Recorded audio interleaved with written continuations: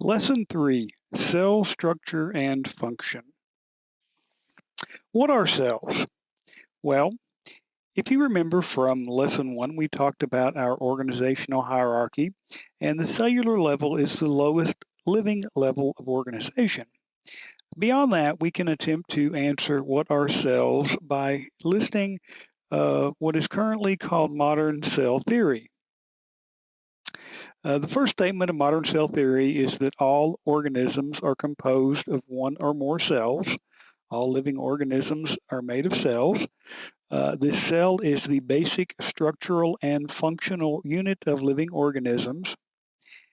And third, cells come from pre-existing cells. Another thing to keep in mind is that cells are very small.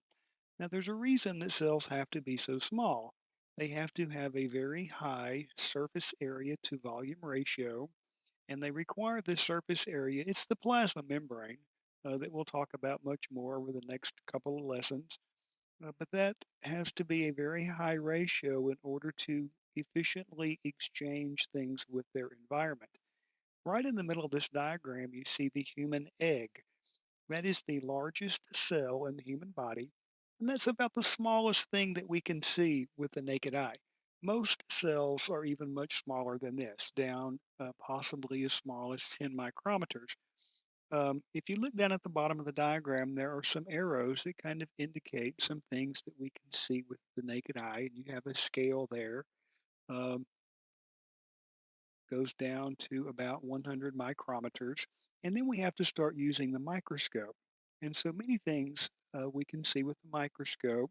We're going to talk about a couple of different types of microscope, the light microscope, and then for very small subcellular organelles that we're going to be discussing, we have to use something different, which is a electron microscope.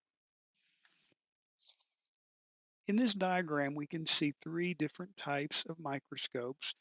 Beginning over on the far left, this is a compound light microscope. It uses a series of magnifying lenses and visible light. Uh, we can get magnifications up to about 1000x with a light microscope. Picture up in the very top left-hand corner is an amoeba, which is a little single-celled organism that we can see well with a light microscope. In the middle, this is a diagram of a transmission electron microscope.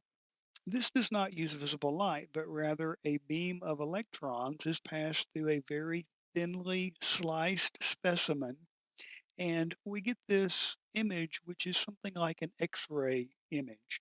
The electrons pass all the way through, and because electrons are much smaller and have a smaller wavelength than visible light, we can get incredible resolution or detail with magnification up to about 100,000x. The third type, which is on the right-hand side of the screen, is a scanning electron microscope. This also uses electrons, but it doesn't pass the electron beam all the way through the specimen. It kind of gets more of a three-dimensional view of the surface.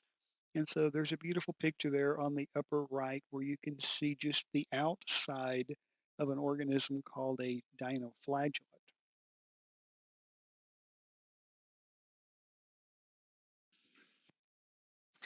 We're going to be talking about some different types of cells as well. And so it's very important that you learn to differentiate, to distinguish between a eukaryotic cell and a prokaryotic cell. Uh, Eukaryotic cells have a nucleus. The chromosomes are contained in a membrane-bound nucleus. Prokaryotic cells lack a nucleus.